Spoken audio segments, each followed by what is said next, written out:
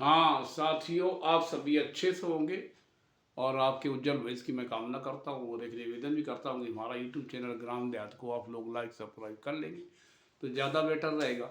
तो आज मैं बताने जा रहा हूँ महाकुंभ। तो महाकुंभ जो है ये मेला लगा हुआ है संगम तट पर प्रयाग नगरी में। तो यहाँ सभी को जाना चाहिए। अब ये मैं नहीं कह रहा हूँ कि ये मतलब ये आस्था और अंधविश्वास दोनों का संगम है।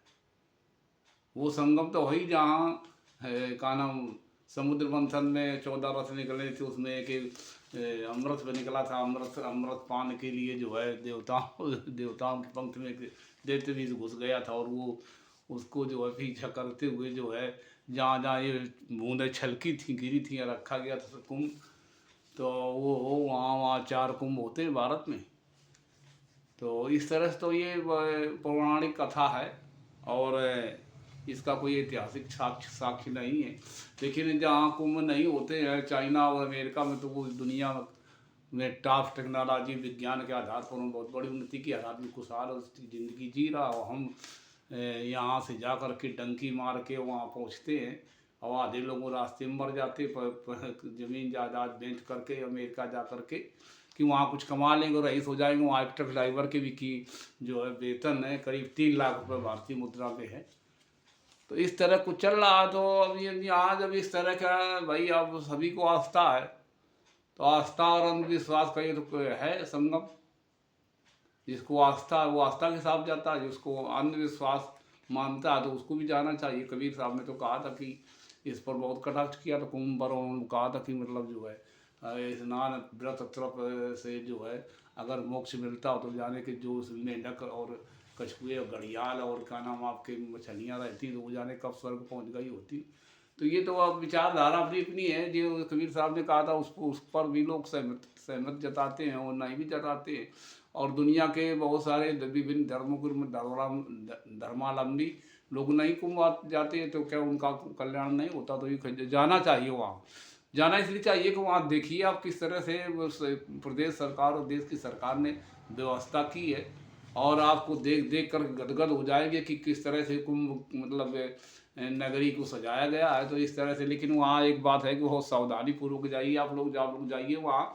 तो जिस दिन आपका स्नान जो ये पर्व आते जैसे बसंत पंचमी है या माघ पूर्णिमा है या बसंत पंचमी है और जिसमें जो भी व्रत आते हैं उस पर न जाइए। जब जब बिल्कुल फुर्सत हो फुर्सत टाइम में जाइए।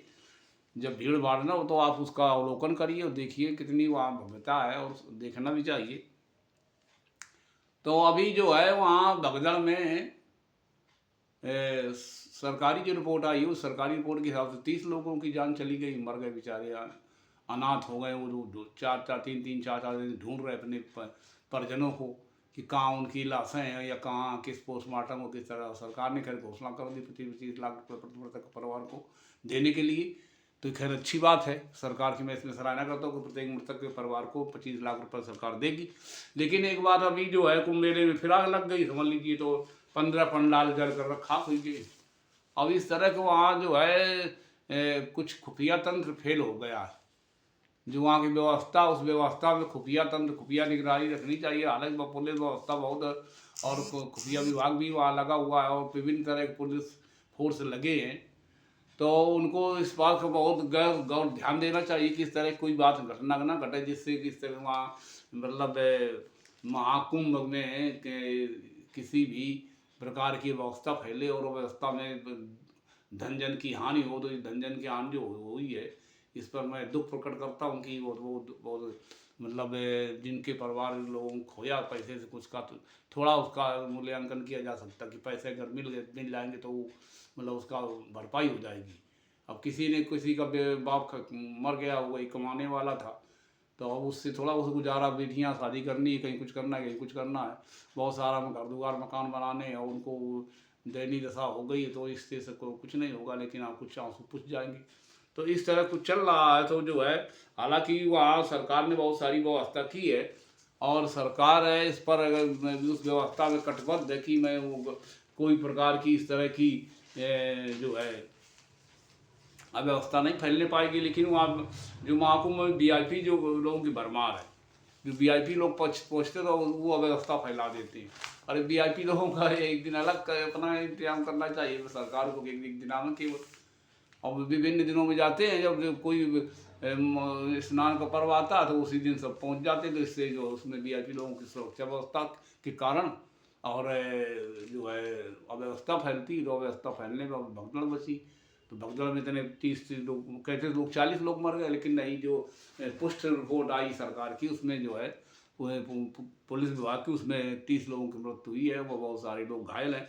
अब घायलों के इलाज चल रहा है, जिनकी कुछ की जो है हालत चिंताजनक है। तो ये तो चल रहा वहाँ। और ये जो है इसमें जो है जो सरकार ने खुद माना है कि खुफिया तंत्र और सूचना एवं जनसंपर्क विभाग विफल रहा है। ये समझ लीजिए, भाई सरकार ने माना है और विभिन्न जो है जो चैनल है उन्होंने स्वीकार किया कि नहीं, खुफिया तंत्र जो है सरकार का और जन सूचना जनसंपर्क विभाग जो है ये दोनों फेल रहे हैं इस मामले में। उन्होंने सही रिपोर्ट नहीं दी कि इतनी भीड़ हो जाएगी। भीड़ होने के साथ साथ उसके जो निकलने के रास्ते, आवागमन के रास्ते, उनका सही नियंत्रण नहीं पुलिस ने कर पाया, तो इसलिए सही सारी घटनाएं घट गई हैं। तो ये घटनाएं नहीं होनी चाहिए थी, और जो हो गई तो खैर इसके लिए तो कोई अब जो हो गई तो क्या उसको रोक सकता था। तो ये तो उसमें खुफिया विभाग और जन सूचना संपर्क विभाग जो फेल रहा है, तो ये नहीं होना चाहिए था। तो मैं मतलब अब एक बात और है कि मतलब वहाँ देश के और बहुत सारे लोग आते हैं जो विदेश में जो रहते हैं श्रद्धालु, जो भी महाकुंभ को मतलब मानते हैं, अपना स्नान करना चाहते हैं, तो वैसे तो गंगा यमुना का पानी बिल्कुल विशुद्ध अशुद्ध है। अब ये कैसे, पिछले वर्ष जब यहाँ जांच हुई थी कानपुर में, तो जो जल जो विभाग के जो है जल मिशन से जो जुड़े लोग हैं, जो वैज्ञानिक लोग, उन्होंने निकाला था कि नहीं, ये पानी नहाने योग्य क्या, ये छूने योग्य नहीं, पानी इतना प्रदूषित है।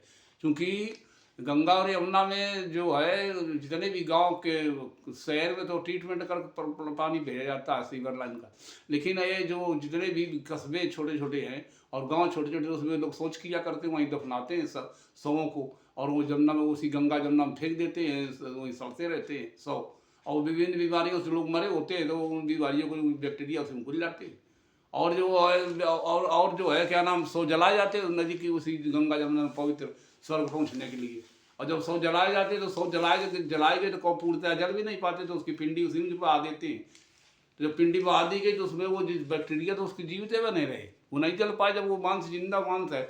और जो आदमी मतलब ऐसे उसी में बहा देते हैं, बालू बांध करके उसको उसी में बहा दिया, जो जलाने कुछ बीमारियों में जलाया नहीं जाता, जैसे टीबी है या अन्य कोई बीमारियाँ हैं या अन्य बहुत सारी बीमारी, एड्स से पीड़ित व्यक्ति है, तो एड्स से पीड़ित व्यक्ति है तो उसको बहा दिया गया। और उसे जो भी आदमी कुल्ला करेगा या पानी पिएगा या कुछ करेगा, तो और जितने भी वहाँ जो श्रद्धालु गए हैं, तो श्रद्धालु भले जो पानी पी रहे हैं, लेकिन कोई भी आदमी वहाँ जितना भी महामंडलेश्वर है या शंकराचार्य है, जितने भी 16 तरह के जो महामंडलेश्वर होते हैं, वो कोई भी आदमी गंगा जी का पानी नहीं पीता है, वो मिनरल वाटर पीता है। और जो वहाँ जो सप्लाई पानी होता है जो शुद्ध, जो TDS जिसका 200 से कम, उसके खाना बनाते हैं। तो ये तो समझ लीजिए वो क्या आस्था उनकी, आस्था कतई नहीं है। आस्था तो वही पानी पिए, वही पानी पीना चाहिए। जब इतना मतलब जो पवित्र पानी है संगम का, तो वही पानी पिए, उसी से खाना बनाना, तो वो नहीं पानी पिएंगे ना उससे खाना बनाएंगे। तो ये तो चल रहा है अंधविश्वास को मानिए आप, बिल्कुल पूर्णतः अंधविश्वास है कि जब इतना पवित्र पानी, दूर दूर से लोग आ रहे हैं, विदेश से लोग आ रहे हैं यहाँ पवित्रता की वजह से पानी के, तो उसमें फिर उसको पीते क्यों नहीं आप लोग, उसको पीजिए वही पानी, और उसी से खाना बनाइए। तो उसके लिए अलग जो सप्लाई पानी की है और जो जितने भी मतलब बड़े बड़े महासंत है, उनका मैं सम्मान करता हूँ संतों का, तो वो मिनरल वाटर पीते हैं, ये समझ लीजिए। तो ये इस तरह चल रहा है, तो मतलब दिखावटी के लिए सब ये किया जा रहा है।